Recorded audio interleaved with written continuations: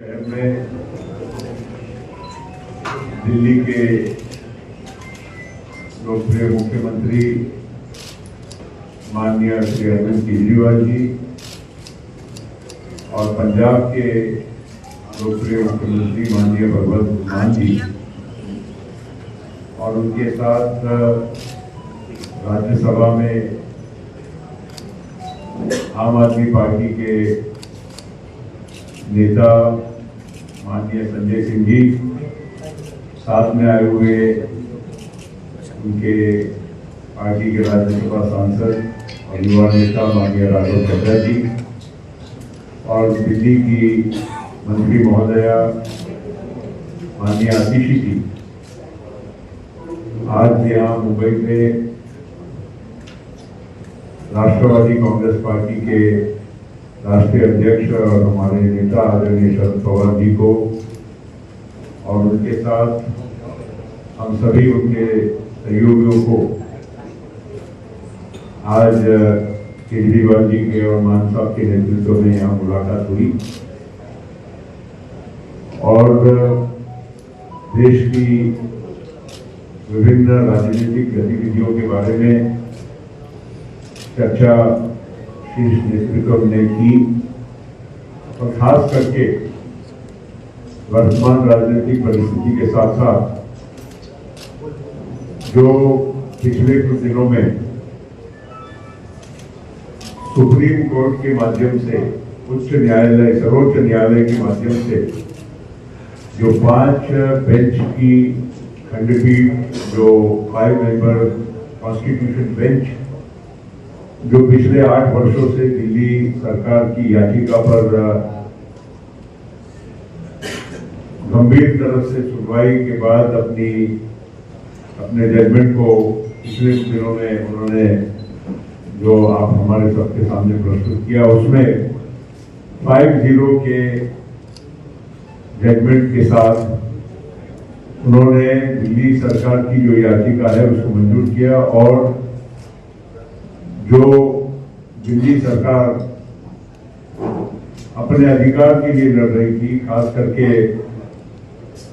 जो एडमिनिस्ट्रेशन के जो पूरे मुद्दे होते हैं जिसमें दिल्ली सरकार को स्वायत्ता होनी चाहिए, अधिकार होना चाहिए, क्योंकि दिल्ली एक नेशनल कैपिटल रीजन है मगर वहाँ की विधानसभा है और वहाँ के सरकार मुख्यमंत्री महोदय के चुने हुए मुख्यमंत्री महोदय के अधीन काम करती है, तो उनको सारे अधिकार जो मिलने चाहिए एक राज्य सरकार के, खास करके एडमिनिस्ट्रेशन ट्रांसफर पोस्टिंग के बारे में वो सुप्रीम कोर्ट ने मंजूर किया। लेकिन उसके पश्चात केंद्र सरकार ने ऑर्डिनेंस लाकर उस सुप्रीम कोर्ट के रूलिंग को एक नए कानून का स्वरूप देने का काम किया और वो ऑर्डिनेंस स्वाभाविक है कि ऑर्डिनेंस तब तक ही लागू रहता है जब तक वो कॉन्स्टिट्यूशनली पार्लियामेंट में संसद में उसको पारित नहीं किया जाता है। तो आने वाले लोकसभा और राज्यसभा का जब सत्र शुरू होगा तो ये ऑर्डिनेंस भी वहां पर बिल के द्वारा, कानून के द्वारा वहां पर पार्लियामेंट में प्रेषित होगा और लोकसभा और राज्यसभा में दोनों सदनों को फिर उस पर मतदान करने का और बहस और मतदान करने का अधिकार रहेगा। तो इस बारे में भी माननीय मुख्यमंत्री अरविंद केजरीवाल जी ने और साथ साथ मान साहब ने भी पवार साहब से खास करके आगे आने वाले इस विधेयक के बारे में चर्चा की और उन्होंने कहा कि सभी विपक्षी दलों ने इसमें एकजुटता और एकता दिखाकर इस बिल का मुकाबला करना चाहिए।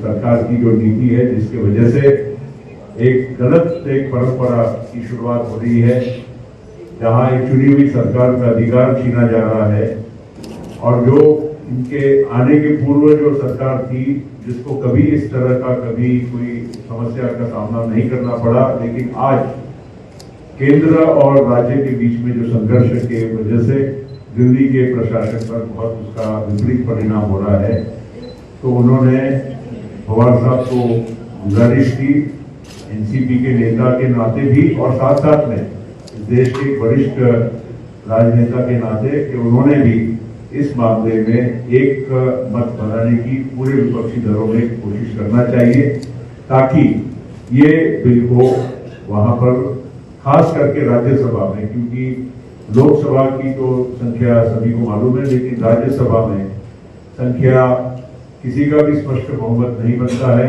और सभी विपक्षी दलों ने, सरकार के बाहर वाले विपक्षी दलों ने एक होकर अगर मतदान किया तो उसका जरूर फायदा हो सकता है। तो ये बात आज मुख्यमंत्री महोदय ने पवार साहब के सामने रखी, तो मैं ज्यादा वक्त न लेते हुए बाकी की बात वही करेंगे। मैं पुनश्च राष्ट्रवादी कांग्रेस पार्टी की ओर से, पवार साहब की ओर से मैं अरविंद केजरीवाल जी का, भगवंत मान साहब का और बाकी सभी अतिथियों का हार्दिक स्वागत करता हूँ। सबसे पहले मैं शरद पवार जी का और उनकी पार्टी के सभी नेताओं का तहे दिल से शुक्रिया अदा करता हूं। आज मैं भगवंत मान साहब और हमारे सभी साथी शरद पवार जी के साथ और उनकी पूरे सभी नेताओं के साथ यहाँ मिलने के लिए आए थे। आप सब लोग जानते हैं कि दिल्ली के लोगों के साथ बहुत अन्याय हुआ है। 2015 में जब हमारी सरकार बनी थी तो 23 मई 2015 को एक सिंपल सा नोटिफिकेशन जारी करके केंद्र सरकार ने दिल्ली सरकार की सर्विसेज की अधिकारियों के ऊपर कंट्रोल करने की सारी पावर छीन ली। 2015 से लेके 23 मई 2015, अब मई 2023 हो गया। 8 साल से हम लोग कोर्ट कचहरी के चक्कर दिल्ली के लोग काट रहे थे। 8 साल के बाद सुप्रीम कोर्ट ने 5-0 संविधान पीठ ने, कॉन्स्टिट्यूशन बेंच ने 5-0 से पूरा का पूरा ऑर्डर दिल्ली के लोगों के हक में दिया कि दिल्ली के लोग जो सरकार चुनते हैं उस सरकार को काम करने का पूरा अधिकार होना चाहिए। अगर वो काम नहीं कर सकती तो दिल्ली के लोगों को चुनाव करने की, सरकार चुनने की क्या फायदा। पूरा हमारे हक में आया। लेकिन जो लड़ाई 8 साल में हमने जीती, 11 मई को ऑर्डर आया, 19 मई को 8 दिन के अंदर इन्होंने ऑर्डिनेंस लाके उसको खत्म कर दिया। सारी पावर वापस, उन्होंने कहा कि केंद्र सरकार के पास या केंद्र के एलजी के पास सारी पावर होगी। तो जैसा अभी एक्सप्लेन किया कि अब ये बिल के रूप में आएगा पार्लियामेंट में, तो हम पूरे देश में एक पार्टी के पास जा रहे हैं, उनसे निवेदन कर रहे हैं कि दिल्ली के लोगों के साथ न्याय होना चाहिए। दिल्ली के लोगों के लिए समर्थन मांग रहे हैं कि जब ये संसद में बिल आएगा तो इसको बिल को हराना है। तो मैं एनसीपी का, पूरी पार्टी का, शरद पवार साहब का खास तौर से तहे दिल से शुक्रिया अदा करता हूं कि उन्होंने पूरा समर्थन देने की हमें आश्वासन दिया है कि जब ये बिल राज्यसभा में आएगा तो राज्यसभा में इस बिल को पास नहीं होने देंगे। जैसा भी प्रफुल्ल पटेल साहब ने बताया कि राज्यसभा के अंदर किसी भी पार्टी का स्पष्ट बहुमत नहीं है, तो अगर नॉन बीजेपी सारी पार्टियां इकट्ठी होती हैं तो ये बिल गिर सकता है। पहली चीज ये कि ये दिल्ली की लड़ाई नहीं है, दिल्ली के लोगों के साथ जो हो रहा है ये पूरे फेडरल स्ट्रक्चर की लड़ाई है। जिस तरह से पूरे देश के अंदर किसी भी राज्य में अगर वहां के लोग नॉन बीजेपी पार्टी को वोट देके उसकी सरकार बनाते हैं तो भारतीय जनता पार्टी की केंद्र सरकार उनके साथ 3 बर्ताव करती है। पहला, या तो उनके विधायकों को खरीद के उनकी सरकार गिरा देती है और बीजेपी की सरकार बना लेती है। दूसरा, या फिर ईडी और सीबीआई को भेज के उनके विधायकों को डरा के, धमका के, पार्टी को तोड़ के, सरकार को तोड़ के उनकी सरकार गिरा देती है और अपनी बीजेपी की सरकार बना लेती है। और तीसरा, अगर ना बिके ना टूटे तो फिर अध्यादेश लाके, ऑर्डिनेंस लाके गवर्नर के जरिए उनको काम नहीं करने दिया जाता। ये देश के लिए बहुत खतरनाक स्थिति है और मैं समझता हूँ महाराष्ट्र के अंदर आप सब लोग इसके भुक्तभोगी हैं। हमने कुछ महीने पहले देखा कि यहाँ पे किस तरह से जनता के द्वारा चुनी गई सरकार को किस तरह से ईडी के द्वारा, सीबीआई के द्वारा, पैसों के द्वारा तोड़ के, एमएलए को तोड़ के और पूरी सरकार को गिरा दिया गया। ये देश के लिए अच्छी परिस्थिति नहीं है। कि अगर केंद्र सरकार, अगर उन्होंने मैसेज दिया है कि अगर कोई बीजेपी को वोट नहीं देगा, बीजेपी की सरकार नहीं बनाएगा, तो हम सरकार चलने नहीं देंगे या सरकार तोड़ देंगे। ये देश के लिए बहुत खतरनाक स्थिति है। तो हम पूरे देश के लोगों के पास जा रहे हैं, लोगों को जोड़ रहे हैं। लोग पूछ रहे हैं ये विपक्ष की एकता है क्या? ये पक्ष और विपक्ष की बात नहीं है, ये देश की बात है, देशभक्तों की बात है। जितने इस देश के अंदर देश को चाहने वाले लोग हैं, जितने इस देश के अंदर देश को चाहने वाली पार्टियां हैं, उन सबको इकट्ठा कर रहे हैं हम लोग। तो जितने देश को चाहने, कोई देश को चाहने वाला व्यक्ति ये नहीं बोल सकता कि भाई इस तरह से चुनी हुई सरकार को तोड़ के, खरीद के, अध्यादेश जारी करके काम ना करने दिया जाए। तो मैं फिर से तहे दिल से शुक्रिया अदा करना चाहता हूँ शरद पवार साहब का कि आपने हमें, और शरद पवार साहब देश के, आज मैं समझता हूँ कि he is one of the tallest leaders which the country has. So हम शरद पवार जी से हमने निवेदन किया कि आपका तो सहयोग मिलेगा ही, लेकिन आप सारी पार्टियों से बात करके उनको सबको भी इस बिल के खिलाफ इकट्ठा करेंगे। और मैं समझता हूं कि अगर ये राज्यसभा में बिल गिर जाता है, बीजेपी पास नहीं करवा पाती है, तो ये आप इसको 2024 का सेमीफाइनल मानिएगा। फिर मैसेज ये होगा कि 2024 में मोदी जी की सरकार नहीं आ रही है। बहुत बहुत धन्यवाद, बहुत बहुत शुक्रिया पटेल साहब, हमारी पार्टी के प्रेसिडेंट अरविंद केजरीवाल साहब और एनसीपी के नेता और देश के बड़े नेताओं में जिनका शुमार होता है माननीय शरद पवार जी, मेरी पार्टी के राज्यसभा के साथी, सभी मीडिया वाले साथी। मैंने कुछ ज़्यादा नहीं बोलना, बहुत सीनियर लोग बैठे हैं, इन्होंने बोल दिया है। मैं सिर्फ इतने कहूँगा कि लोकतंत्र को बचाने की लड़ाई है। कहने को तो हम biggest democracy of the world कहते हैं, लेकिन अगर अंदर एक झांक अंदर देखा जाए तो डेमोक्रेसी डे बाय डे ये हत्या कर रहे हैं डेमोक्रेसी की। चाहे वो मीडिया के जरिए करवा रहे हो, चाहे वो किसी को एमएलए को तोड़ के खरीद के करवा रहे हो, चाहे किसी को गिरफ्तार करके ईडी सीबीआई की घर से करवा रहे हो।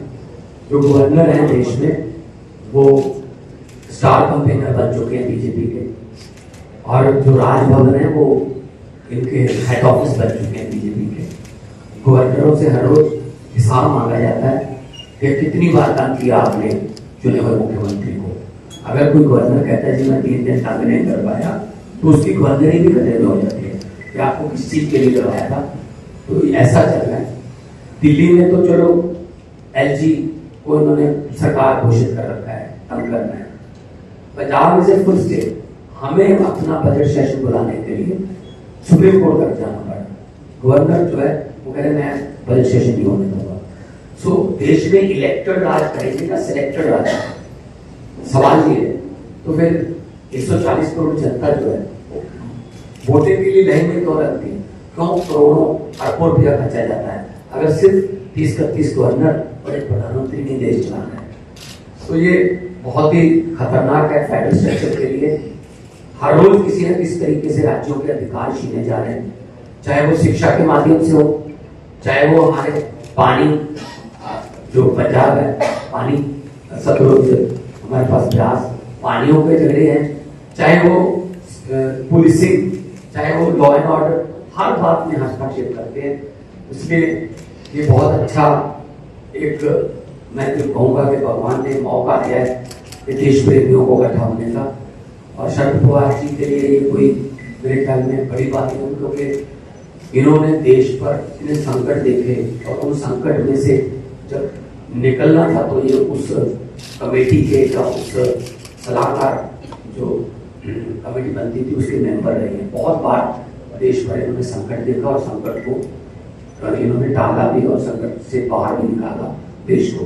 तो ये भी एक डेमोक्रेटिक संकट आ गया है देश पर। इसीलिए शरद पवार जी के यहाँ पर आप आए हैं कि आप एक बार फिर अपने अनुभव का इस्तेमाल करके और इस देश को बचाइए, इस देश की डेमोक्रेसी को बचाइए, ताकि हम आने वाली पीढ़ियों को ये जवाब दे सकेंगे। जब डेमोक्रेसी को खत्म किया जा रहा था तो क्या कर रहे थे, कम से कम हम ये कह सकें कि हम ट्राई कर रहे थे, हम कोशिश कर रहे थे और हम किसी भी माध्यम से इसको रोकना चाह रहे थे। बहुत बहुत धन्यवाद।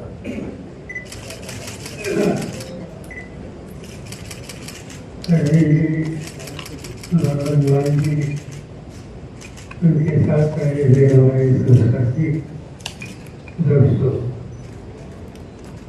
आज की जो प्रेस कॉन्फ्रेंस थी ये बड़ी इम्पोर्टेंट प्रेस कॉन्फ्रेंस, क्योंकि प्रेस कॉन्फ्रेंस से पहले हम साथियों के साथ देश के सामने एक समस्या पैदा हुई तो दिल्ली के और पंजाब के मुख्यमंत्री गवर्नर ने अच्छी तरह से देखी। इशू दिल्ली का है ऐसे हम मानते हैं। हम मानते हैं कि ये पार्लियामेंट्री डेमोक्रेसी बचानी है या नहीं, क्योंकि जो आघात हो रहा है दिल्ली में तो पार्लियामेंट्री डेमोक्रेटिक सिस्टम पर आघात हो रहा है। देश में प्रजातंत्र में चुनकर आई हुई सरकार वो राज करेगी, वो डिसीजन देगी या ऑफेंडेड लोगों के थ्रू इलेक्टेड गवर्नमेंट को नजरअंदाज करने के प्रयास हो तो उनको कामयाबी मिलेगी।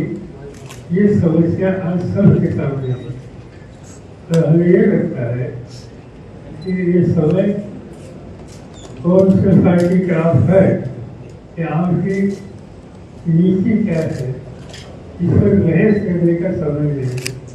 ये समय है प्रजातंत्र बचाने, पार्लियामेंट्री डेमोक्रेसी बचाने के लिए और आम जनता का वोट लेकर अपनी सरकार बनाने का जो अधिकार है, कि आम जनता की वोट देने का अधिकार वो बचाने के लिए आज अजीत जी श्रीमान साहब यहाँ आए हैं इसमें समर्थन मांगने के लिए।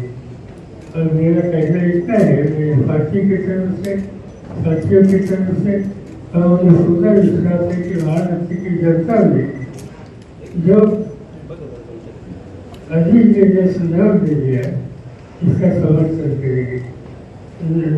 राष्ट्रवादी कांग्रेस पार्टी अपनी तरफ से तो पूरी तरह से मदद करेगी, मगर अभी मैं सोच रहा था कि अभी जो उन्हें पार्लियामेंट असेंबली में आकर 56 साल हो गए, इससे केयर करती रहती। और इससे 56 साल का एक फायदा होता है कि देश के कौन से भी राज्य में जाए वहाँ कोई नेता हो, पार्लियामेंट का मेंबर हो, राज्यसभा का मेंबर हो, उनसे कुछ न कुछ व्यक्तिगत जिससे कई सालों से पैदा हुए, कई लोगों के साथ मैंने काम किया और इससे सवाल दिल्ली का या आपका नहीं है, ये सवाल देश में इलेक्टेड गवर्नमेंट को राज कराने का जो अधिकार लोगों ने दिया है, इस पर हमले हो रहे तो इससे बचाने का सवाल है। और इससे मेरे तरफ से मेरे साथी के तरफ से तो आपको साथ मिलेगी, तो अन्य राज्यों में जहाँ जाकर मुद्दे पर नहीं बनाया है आपका क्या बनाया नहीं बनाया इसके कोई गया नहीं। और मेरी सोच ऐसी है कि नॉन रिलीजियसली जितने पॉलिटिकल पार्टीज है, इन पॉलिटिकल पार्टीज जो नॉन रिलीजियसली है उनके साथ बात करके उनको कन्विंस करने के लिए सुझाव देंगे और इनका सहयोग अरविंद जी को मिलेगा। इस पर ध्यान देना हमारा फर्ज है, चाहे कांग्रेस हो चाहे बीजेपी जनता हो। अरविंद जी एक बात यह है कि आप दिल्ली में कांग्रेस के खिलाफ लड़े हैं और कांग्रेस के प्रति आपका रुझान नहीं दिख रहा है कि जिस तरीके की आप महाराष्ट्र में आए, शिवसेना से मिले, एनसीपी से मिले, क्या कांग्रेस को आप मनाने या साथ में लेने का कोई विचार नहीं अपने? और कांग्रेस के जो नेता है राहुल गांधी जी से इस मुद्दे पे और ओवरऑल देश के फेडरल स्ट्रक्चर पे जो अटैक हो रहा है उस पर चर्चा करने के लिए कल सुबह उनसे फॉर्मली टाइम मांगूंगा। एक सवाल यह है कि आप लोग लगातार कह रहे हैं कि बीजेपी लोकतंत्र की हत्या कर रही है, लेकिन जिस तरीके से सेंट्रल विस्टा पे अपोजिशन खिलाफ जा रहा है और अब बीजेपी के बड़े नेता और अलग अलग जगहों पे सारे मुख्यमंत्री कह रहे हैं कि लोकतंत्र के मंदिर में उसके इनॉग्रेशन में न जाना, यानी अपोजिशन संविधान को नहीं मानता है। इसमें बात ऐसी है, जाना नहीं रहेगा। इस देश में पार्लियामेंट की बिल्डिंग है, हम लोग उसी बिल्डिंग में पार्लियामेंट में जाते हैं। दुनिया के लोग जो दिल्ली विजिट करते हैं तो जैसे राष्ट्रपति भवन देखते हैं, ऐसे पुराने पार्लियामेंट की बिल्डिंग में देखते हैं और वहाँ किसी ने कुछ अपोज नहीं किया। अच्छी तरह आपसे न्याय माना है कि बनाने की बात तो हम लोगों को किसी को मालूम नहीं है कि इसकी आवश्यकता क्या थी, इस पर भी बहस हो सकता है। तो ये ईश्वर आज हम यहाँ निकलना नहीं चाहते। पार्लियामेंट में जब मौका मिलेगा तो वहाँ जरूर बात करेंगे। सर एक सवाल ये है कि जहाँ आप लोग साथ आ रहे हैं, वहीं कांग्रेस के जो नेता है मणिकम टैगोर जी, वो ट्वीट करते और कहते हैं कि 24% जो है CAGS के सर्वे में सामने आता है कि प्रधानमंत्री के तौर पर राहुल गांधी जी को प्रोजेक्ट किया जाना चाहिए। कांग्रेस से भी समर्थन मांगते हैं। ऐसे लोगों का प्रोजेक्ट करना, उसको आप किस तरह देखते हैं? दोनों से जवाब दें। अभी तक किसी को प्रोजेक्ट करना या नहीं करना इस पर बात नहीं होती। हम इतना ही सोचते हैं कि भाई इस प्रोसेस ऑफ डायलॉग ये शुरू करना चाहिए। नॉन बीजेपी पार्टी मिलकर इस देश के सामने एक स्टेबल और प्रोग्रेसिव गवर्नमेंट देने के लिए आज आवश्यकता है। इसमें कुछ मदद कर सकते हैं तो करने की आवश्यकता है, मगर इस पर न हमने अरविंद जी से बात की न कांग्रेस से बात की। जब समय आएगा तो जरूर बात करेंगे कि अगर हम सबके मन में नेशनल से ये सबसे ज्यादा प्रायोरिटी है।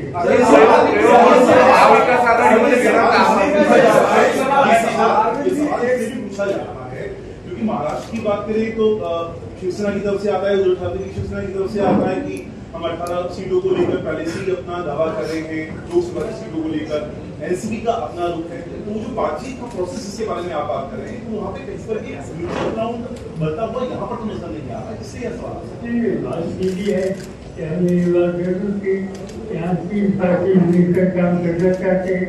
3 पार्टी में दो साथियों को डिस्कस करो तो डिस्कशन की प्रोसेस शुरू करो। अभी तक वो प्रोसेस शुरू नहीं हुई, तो ये हो जाएगी। और चिंता मत करो, यहाँ से ठीक रास्ता निकलेगा।